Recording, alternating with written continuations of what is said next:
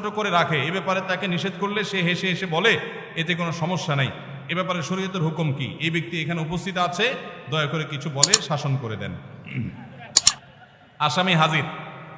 ভাইরা আমার, দাড়ি লম্বা করা এটা নবী সাল্লাল্লাহু আলাইহি ওয়াসাল্লামের নির্দেশ। তিনি বলেছেন আফুল্লুহা আরখুল্লুহা, তোমরা দাড়িকে ছেড়ে দাও।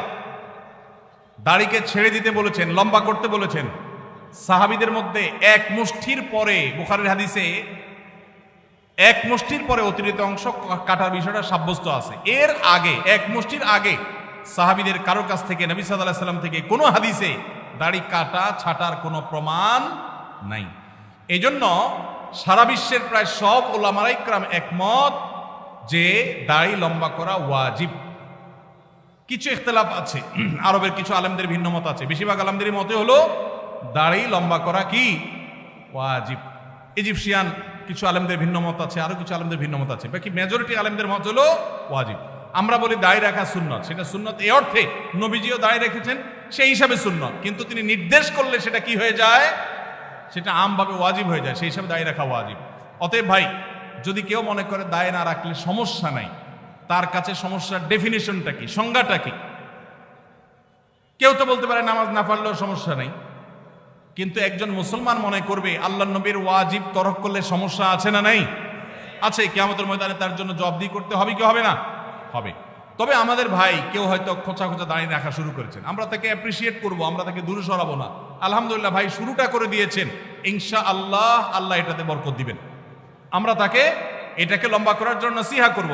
তবে সেই সাথে এটাও আমাদের মাথায় রাখতে হবে, দাড়ির চাইতে অনেক ইম্পর্টেন্ট নির্দেশ আছে আল্লাহর, যেগুলো আমরা অহরহ লঙ্ঘন করি। আছে না নাই? এটা শুনে আবার বেদাড়ি আল্লাহ একটু খুশি হয়ে গেছে, যাক আমাদের পক্ষে একটু আসলো।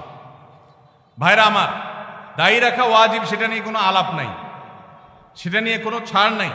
কিন্তু পাশাপাশি আমাদের এটাও মাথায় রাখতে হবে যে আল্লাহর অন্যান্য ফরজ বিধানগুলো মানতে হবে। অনেকে লম্বা দাড়ি আছে, মুখ খারাপ করে, আছে না নাই? বাংলা একটা প্রবাদ আছে, হাজী সাহেবের মুখ খারাপ। কি বলে? হাজী সাহেবের মুখ খারাপ। এই লম্বা দাড়ি নিয়ে মুখ খারাপ করে কি করে না? এই লম্বা দাড়ি নিয়ে দোকানদার দেশি মশারি আর ইন্ডিয়ান মশারি মিশায় দেশি মশারি তেল বলে বিক্রি করে কি করে না? তাহলে দাড়ি আছে, তিনি ওয়াজিব আমল করেছেন, সবও পাবেন, কিন্তু যেই কাজটা করছেন ওইটা দাড়ি রেখে যে সব পাচ্ছেন তার চেয়ে অনেক বেশি ক্ষতি তিনি করছেন ওই কাজটা করে, ঠিক না ভাই? ঠিক। এই জন্য আমাদের পরিপূর্ণভাবে দ্বীনে প্রবেশ করতে হবে, আল্লাহ আমাদেরকে তৌফিক দান করুন। কিন্তু সেই সাথে দাড়িও লম্বা করার চেষ্টা করতে হবে। কিন্তু কোনো ভাই করছেন না, আমরা বেশিরভাগ মানুষ অন্যকে নিয়ে পড়ে থাকি। একটা বড় মুসিবত হলো বাংলাদেশের মানুষের, আমরা অন্যের চরকায় তেল একটু। আমাকে আল্লাহ দাড়ি রাখার তৌফিক দিয়েছে, আলহামদুলিল্লাহ। আমি এখন চিন্তা করবো আমার আখলাকটা ঠিক হয়েছে কিনা, আমি বউরে বাসায় গালি দিই কিনা, আমি কর্মচারীদের সাথে চালের মতো ব্যবহার করি কিনা, আমি মানুষের হক মারি কিনা, আমি দেখবো আমার বাকি আর কোথায় ল্যাকিংস আছে সেটা আমি দূর করব। আমি দাঁড়িয়ে আছে, এই জন্য যার দাঁড়ি নাই তারে খোঁচা মারি করি আমি, এটা তো কোনো মুসলমানের কাজ হতে। আমি চাইবো আমার ভাইয়ের দাড়ি লম্বা হোক, কিন্তু সেই সাথে আমি চাইবো আমার আরো যে দুর্বলতা আছে সেগুলো যেন দূর হয়। আল্লাহ আমাদেরকে আমলের তৌফিক দান করুন। মেসেঞ্জার গ্রুপ চ্যাটিং এ SMS এর মাধ্যমে ইজাব কবুল হয়েছে, দুজন সাক্ষীও ছিল মেসেঞ্জারে, কোনো মোহর উল্লেখ করা হয়নি। এখন বিবাহ হয়েছে কিনা? মেয়ের বয়স 13 বছর। আজকাল আমাদের অনেক যুবকরা আল্লাহর শরীয়তের সাথে তামাশা করে, তামাশা। এগুলো আল্লাহর শরীয়তের সাথে কি তামাশা? দিন কোনো ফাইজলামির নাম না ভাইরা আমার, সিরিয়াস ইস্যু।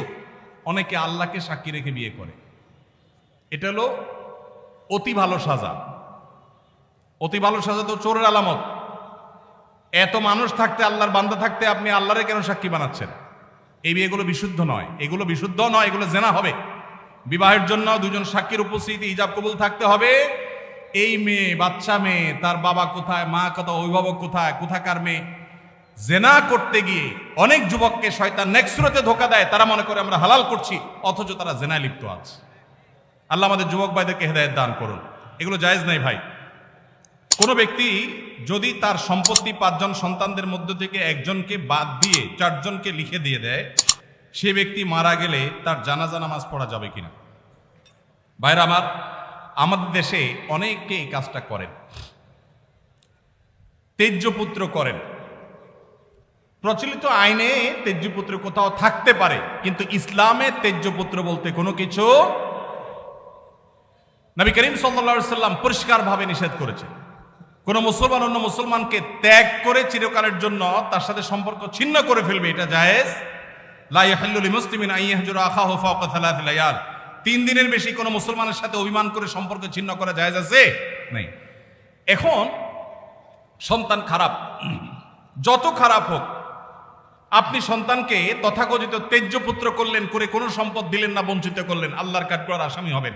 আপনার ঘরে জন্মগ্রহণ করেছে, অতএব আল্লাহর কোরআনের মিরাসের আয়াতের নির্দেশের আলোকে এটা তার প্রাপ্য হক হয়ে গেছে। হ্যাঁ, সে যদি মুরতাদ হয়ে যায়, ইসলাম থেকে খারিজ হয়ে যায়, তাহলে সেটা মানে আমিনাল ইরফ, বা সে পরিত্যক্ত সম্পদ থেকে বঞ্চিত হবে। কিন্তু মুসলমান আছে, আপনার কথা শুনে না, আপনার খায় খেদমত করে নাই, আপনি সে অজুহাতে তাকে কিছু দিলেন না, বাকি সন্তানদেরকে দিয়ে দিলেন, আল্লাহর কাঠগড়ায় আসামি হতে হবে, জায়েজ হবে না। এখন এইটা যদি কোনো লোক করে, জীবদ্দশা দিতে চায়, তাহলে সমান হারে দিতে হবে। এক সাহাবী নবীজিকে এসে বলছেন, ইয়া রাসূলুল্লাহ, আমার সন্তানকে অমুক ছেলেকে আমি এটা দিয়েছি। নবী সাল্লাল্লাহু আলাইহি ওয়াসাল্লাম বলেছেন, বাকি সবাইকে দিয়েছো? বলেন না, দেই নাই। তখন নবী সাল্লাল্লাহু আলাইহি ওয়াসাল্লাম বলেছেন, ইত্তাকুল্লাহ ওয়া আদিলু বাইনা আওলাদিকুম, আল্লাহকে ভয় করো আর সন্তানদের মধ্যে সমতা বজায় রাখো। এই জন্য ভাইরা, এই জুলুম করা যাবে না। ইসলাম আমাদেরকে সাম্য এবং ইনসাফ শিখিয়েছে, সেটা আমাদের সব ক্ষেত্রে করতে হবে। এমনকি শত্রু হলে তার সাথেও আমাকে ইনসাফ করতে হবে। আমাদের কষ্ট হয়, আমার সাথে কারো শত্রুতা আছে, সে আমার সাথে শত্রুতা করে, কিন্তু তার বেলায় কোনো সাক্ষ্য দেওয়ার প্রশ্ন আসলে আমি সত্য সাক্ষ্য দিলে তার পক্ষে যায়, আমাদের দিতে মন চায় না। কিন্তু এই দেওয়াটাই হলো ইমানের দাবি। আল্লাহ বলেছেন, ওয়ালা ইয়াজরিমান্নাকুম শানাআনু কওমিন আলা আল্লা তা'দিলু ই'দিলু হুয়া আকরাবু লিত্তাকওয়া। কারোর সাথে শত্রুতা আছে দেখে আপনি ইনসাফ করবেন না, এটা জায়েজ আছে? এজন্য বাবাজিরা সাবধান, সন্তান সন্ততিদের মধ্যে কোনো প্রকার হেরফের করবেন না, এটা জায়েজ নাই। সেই সন্তান যদি খারাপ হয়, সে আল্লাহর কাছে দায়ী হবে, ভিন্ন কথা। তো আপনি তাকে সম্পদ থেকে বঞ্চিত করতে, হ্যাঁ, যেটা আপনি করতে পারেন, একটা সন্তান নেককার, মাদ্রাসায় পড়ে, দিনদার, ওকে একটু সম্পদ বাড়ায় দিলেন তার দিনদারিতার কারণে, সেটা জায়েজ আছে। কিন্তু একজনকে টোটাল বঞ্চিত করলেন, আরেকজনের নামে সব লিখে দিলেন, এটা কিন্তু জায়েজ হবে। এখন কোন মুরব্বী যদি এই কাজ করেন, তিনি মারা গেলে তার জানাজা পড়া যাবে না, এমন কোনো কথা নেই। তার জানাজা পড়বেন, কিন্তু তিনি আল্লাহর কাছে দায়ী থাকবেন। সন্তানদের কর্তব্য হলো, বাবা যাকে বঞ্চিত করছে আমাদের ভাগ থেকে তাকে দিয়ে আমরা ব্যালেন্স করে ফেলবো, তাহলে আশা করা যায় আল্লাহ তাআলা বাবাকে হয়তো মাফ করবেন।